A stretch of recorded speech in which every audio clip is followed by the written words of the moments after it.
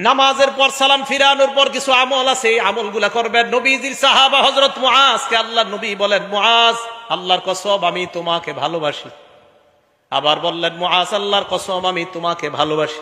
সাহাবা নবীর যেটা কর কথা উল্টা নবী সাহাবারে কয়, আমি তোমাকে ভালোবাসি, আমি তোমাকে ভালোবাসি। নবী সাহাবারে কয় ভালোবাসার দাবি নি বলিলা তাদান্না দুবরা কুল্লি সালাতিন মাকতুবা আন তাকুলা আল্লাহুম্মা আইন্নি আলা যিকরিকা ওয়া শুকরিকা ওয়া হুসনি ইবাদাতিক। মুআজ তুমি কখনো নামাজের পর এই আমলটা ছাড়বা না। সালাম ফিরানোর সাথে সাথেই তুমি পড়বা আল্লাহুম্মা আইন্নি আলা যিকরিক ওয়া শুকরিক ওয়া হুসনি ইবাদাতিক। তুমি জিন্দেগিতেও নামাজের পরে আমলটা ছাড়বা না। তা আশাবাদী আমি।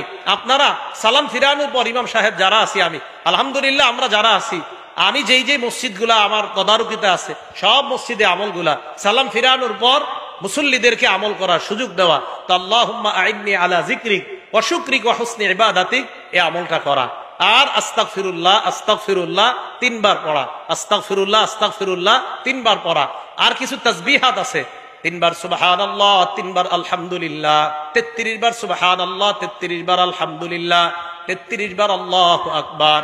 99 হওয়ার পর 34তম বারে পড়বেন, মানে 34তম বার মানে আল্লাহু আকবার 33 বার বলার পর 34তম, আর 3 33 99 হওয়ার পর 100তম বারে পড়বেন লা ইলাহা ইল্লাল্লাহু ওয়াহদাহু লা শারীকা লাহ লাহুল মুলকু ওয়া লাহুল হামদু ওয়া হুয়া আলা কুল্লি শাইইন কাদির। এই দোয়াটা যদি কেউ পড়ে, রাসূল আকরাম সাল্লাল্লাহু আলাইহি সাল্লাম বলেন এই 100 বার হওয়ার পর গুফিরাত খাতায়া ওয়া ইন কানাত মিসলা জাবাদিল বাহরি, সমুদ্রের ফেনা পরিমাণ গুনাহ হলেও তার গুনাহ আল্লাহ মাফ করে। আরেকটা পড়েন আমার সাথে, সুবহানাল্লাহি ওয়া বিহামদিহি। বাস এটুকুই, 100 বার কয়বার? এটা যদি 100 বার পড়েন, আল্লাহ নবী বলেন এটা পড়লেও সমুদ্রের ফেনা পরিমাণ গুনাহ যদি হয় তার গুনাহ আল্লাহ মাফ করে দেয়। আর আয়াতুল কুরসি পড়বেন। বুলুগুল মারাম 97 নাম্বার হাদিস, এই হাদিসের মধ্যে আসছে ক্বালা রাসূলুল্লাহ সাল্লাল্লাহু আলাইহি ওয়াসাল্লাম মান ক্বারা আয়াতুল কুরসি দুবুরা কুল্লি সালাতিন মাকতুবা, কোন ব্যক্তি যদি ফরজ নামাজের পর আয়াতুল কুরসি পড়ে, লাম ইয়ামনাহু মিন দুখুলিল জান্নাহ ইল্লাল মাউত, মরবে আর জান্নাতে যাবে। এই দুই জান্নাত আর ওই ব্যক্তির মাঝে ব্যবধান হলো মৃত্যুবরণ করা। মারা যাওয়ার সাথে সাথে আল্লাহ জান্নাতের মেহমান। তাহলে আয়াতুল কুরসি পড়া এটা কখনো ছাড়বেন না। মা বোনরা যারা পারেন না দেখে দেখে আয়াতুল কুরসি পড়বেন, আপনারা যারা পারেন না দেখে দেখে আয়াতুল কুরসি পড়বেন। এরপরে যদি মুনাজাতের প্রয়োজন হয়, মুনাজাতে যদি কারো শরীক হইতে মন চায় হবেন, মন না চাইলে হবেন না। কোন আলেম বলে না যে মুনাজাত নামাজের অংশ। এটা আপনারা শুধু শুধু ইমামদের উপর অভিযোগ দেন, কয় কি যে ইমাম সাহেবরা বলে মুনাজাত নাকি নামাজের অংশ। না, মুনাজাত ইমাম সাহেব করে ওনার মন মতো। আপনার মন চাইলে ওনার সাথে শরীক হবেন, মন না চাইলে শরীক হবেন না। মনে রাখবেন নামাজ আলাদা ইবাদত, মুনাজাত আলাদা ইবাদত। মনে থাকবে, নামাজ বলেন নামাজ আলাদা ইবাদত, মুনাজাত আলাদা ইবাদত। কোন মুসল্লি যদি মন চায় আমি মুনাজাত করবো না, আমি দাঁড়ায় সুন্নত পড়বো, আপনি বলেন আপনার কোন ইমাম সাহেব না করছে কোনোদিন? তা আন্দাজি অভিযোগ দেন কেন? এই জন্য আপনার এরপরে যদি মন চায় উনি মুনাজাত করলে আপনার মন চাইলে ওনার সাথে মুনাজাতে শরীক হবেন, মন না চাইলে শরীক হবেন না। যদি কোন কোথায় আলা ইবনে হাজরামি রাসূল সাল্লাল্লাহু আলাইহি সাল্লামের সাহাবা ফজরের নামাজের পর মুনাজাত করছে, অন্য যারা সামনে ছিল তারা আমিন আমিন বলছে। তারা কি বলছে? আমিন আমিন বলছে। এটা বলার পরে এখন কি বলবে জানেননি অনেকে? হুজুর উনি তো ক্ষেত্র বিশেষ মুনাজাত করছে। অনেকে বলবে কি ক্ষেত্র? তখন বলবে আলা হাজরামি, নবীর সাহাবা আলা হাজরামি তখন বিপদ ছিল খুব, ওই বিপদ থেকে মুক্তির জন্য ফজরের পরে মুনাজাত করছে। আমি জানি এই কথাটা অনেকে বলবে যে আলা হাজরামি বিপদে ছিল, বিপদ থেকে মুক্তির জন্য মুনাজাত করছে। আমরা মুসলমানরা কি কম বিপদে আছি? যদি বলেন না আমি তো হুজুর পুরা বিপদ মুক্ত, তো ঠিক আছে মাশাআল্লাহ, আপনি খতিব হয়ে যান মসজিদের, এটা আপনি এত পেরেশান মুক্ত। একজন খতিব আলোচনা করার আগে হাজারো চিন্তা করে তার একটা আলোচনা করতে হয়। তাহলে মুনাজাত করছে কিনা আলা হাজরামি।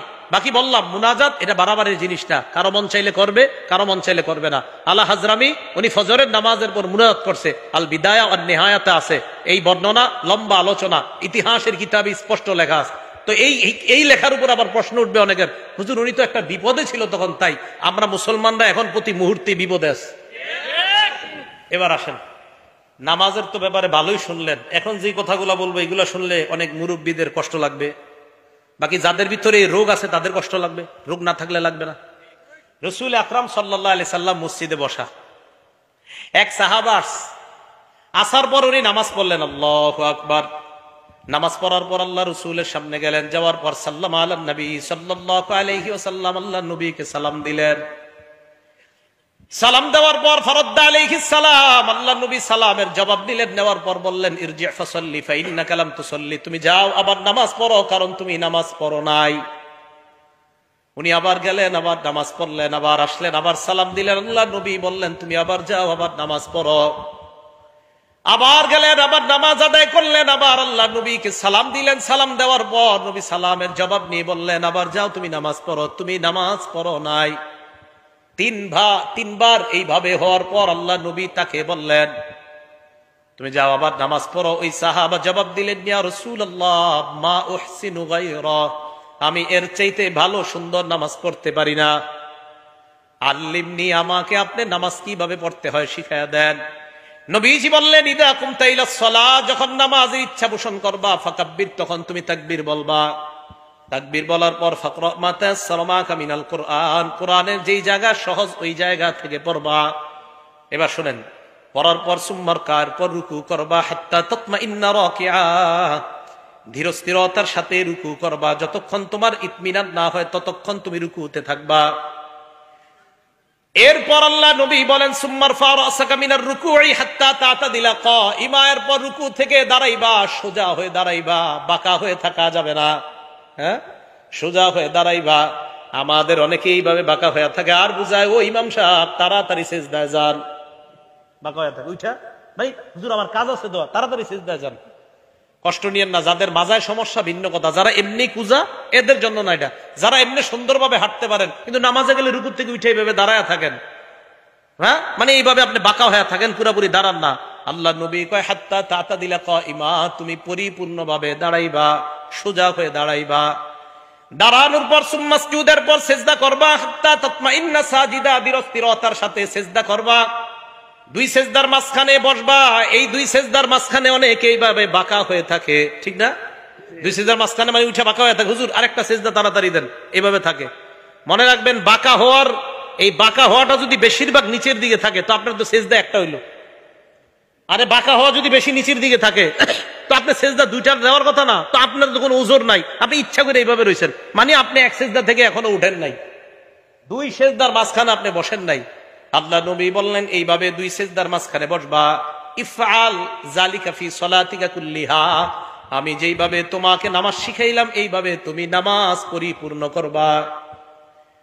নামাজ পরিপূর্ণ করার পর সালাম ফিরানোর পর, নামাজের পর সালাম ফিরানোর পর কিছু আমল আছে, এই আমলগুলা করবেন। নবীজির সাহাবা হযরত মুআজকে আল্লাহ নবী বলেন মুআজ আল্লাহর কসম আমি তোমাকে ভালোবাসি।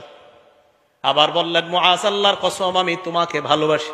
সাহাবা নবীর যেটা করার কথা উল্টা নবী সাহাবারে কয় আমি তোমাকে ভালোবাসি, আমি তোমাকে ভালোবাসি। নবী সাহাবারে কয় ভালোবাসার দাবি নি বলিলা তাদান্না দুবরা কুল্লি সালাতিন মাকতুবা আন তাকুলা আল্লাহুম্মা আইন্নি আলা যিকরিকা ওয়া শুকরিকা ওয়া হুসনি ইবাদাতিক।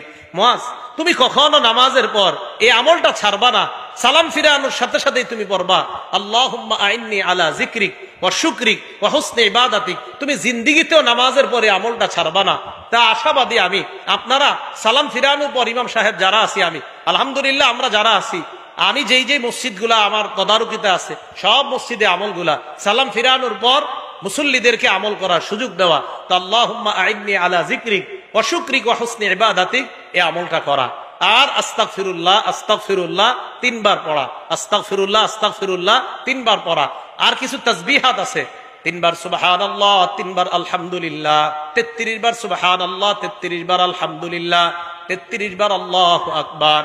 99 হওয়ার পর 34তম বারে পড়বেন, মানে 34তম বার মানে আল্লাহু আকবার 33 বার বলার পর 34তম, আর 3 33 99 হওয়ার পর 100তম বারে পড়বেন লা ইলাহা ইল্লাল্লাহু ওয়াহদাহু লা শারীকা লাহু লাহুল মুলকু ওয়া লাহুল হামদু ওয়া হুয়া আলা কুল্লি শাইইন কাদির। এই দোয়াটা যদি কেউ পড়ে, রাসূল আকরাম সাল্লাল্লাহু আলাইহি সাল্লাম বলেন এই 100 বার হওয়ার পর গুফিরাত খাতায়া ওয়া ইন কানাত মিসলা জাবাদিল বাহরি, সমুদ্রের ফেনা পরিমাণ গুনাহ হলেও তার গুনাহ আল্লাহ মাফ করে। আরেকটা পড়েন আমার সাথে সুবহানাল্লাহি ওয়া বিহামদিহি, বাস এটুকুই 100 বার। কয়বার? এটা যদি 100 বার পড়েন আল্লাহ নবী বলেন এটা পড়লেও সমুদ্রের ফেনা পরিমাণ গুনাহ যদি হয় তার গুনাহ আল্লাহ মাফ করে দেয়। আর আয়াতুল কুরসি পড়বেন। বুলুগুল মারাম 97 নম্বর হাদিস। এই হাদিসের মধ্যে আসছে ক্বালা রাসূলুল্লাহ সাল্লাল্লাহু আলাইহি ওয়াসাল্লাম মান ক্বারা আয়াতুল কুরসি দুবুরা কুল্লি সালাতিন মাকতুবা, কোন ব্যক্তি যদি ফরজ নামাজের পর আয়াতুল কুরসি পড়ে, লাম ইয়ামনাহু মিন দুখুলিল জান্নাহ ইল্লাল মাউত, মরবে আর জান্নাতে যাবে। এই দুই জান্নাত আর ওই ব্যক্তির মাঝে ব্যবধান হলো মৃত্যুবরণ করা, মারা যাওয়ার সাথে সাথে আল্লাহর জান্নাতের মেহমান। তাহলে আয়াতুল কুরসি পড়া এটা কখনো ছাড়বেন না। মা বোনরা যারা পারেন না দেখে দেখে আয়াতুল কুরসি পড়বেন, আপনারা যারা পারেন না দেখে দেখে আয়াতুল কুরসি পড়বেন। এরপরে যদি মুনাজাতের প্রয়োজন হয়, মুনাজাতে যদি কারো শরীক হইতে মন চায় হবেন, মন না চাইলে হবেন না। কোন আলেম বলে না যে মুনাজাত নামাজের অংশ। এটা আপনারা শুধু শুধু ইমামদের উপর অভিযোগ দেন, কয় কি যে ইমাম সাহেবরা বলে মুনাজাত নাকি নামাজের অংশ। না, মুনাজাত ইমাম সাহেব করে ওনার মন মতো।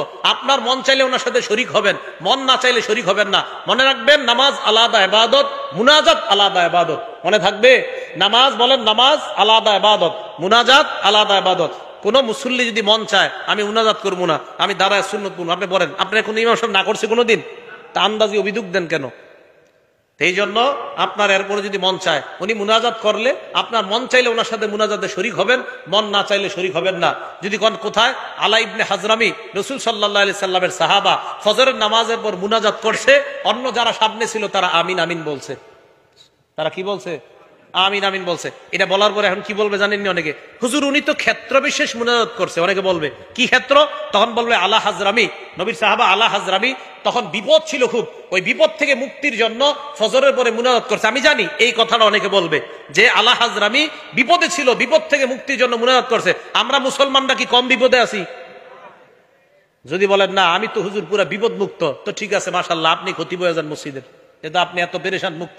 একজন খতিব আলোচনা করার আগে হাজারো চিন্তা করে তার একটা আলোচনা করতে হয়। তাহলে মুনাজাত করছে কিনা আলা হাজরামি। বাকি বললাম মুনাজাত এটা বাড়াবাড়ির জিনিসটা, কারো মন চাইলে করবে, কারো মন চাইলে করবে না। আলা হাজরামি উনি ফজরের নামাজের পর মুনাজাত করছে। আল বিদায়া ওয়ান নিহায়াতে আছে এই বর্ণনা, লম্বা আলোচনা, ইতিহাসের কিতাবে স্পষ্ট লেখা আছে। তো এই লেখার উপর আবার প্রশ্ন উঠবে অনেকের, হুজুর উনি তো একটা বিপদে ছিল তখন, তাই আমরা মুসলমানরা এখন প্রতি মুহূর্তে বিপদে আছি। এবার আসেন মসজিদে যে ঢুকলেন, অনেক আলোচনায় তো শুনলেন কাঁচা রসুন আর কাঁচা পেঁয়াজ খায়া যারা মসজিদে ঢুকেন, কি রসুন আর কাঁচা পেঁয়াজ মুড়ি বানায়া মাত্র খায়াটায় ঢুকছেন মসজিদে, এটা করেন না। তিরমিজি শরীফের 3927 নম্বর হাদিস। ক্বালা রাসূলুল্লাহ সাল্লাল্লাহু আলাইহি ওয়াসাল্লাম, আল্লাহ নবী বলেন আন্নান নাবিয়্যা নাহা আন হাতাইনিশ শাজারাতাইন, নবীজি এই দুই গাছ থেকে নিষেধ করেছেন। নবী বলেন মান আকালাহুমা, এই দুই গাছ তথা ইয়ানিল বাসলা ওয়াস সুমা, কেউ যদি পেঁয়াজ এবং রসুন খায় ফালা ইয়াকরাবান্না মাসজিদানা, সেজন্য আমাদের মসজিদের কাছেও না আসে।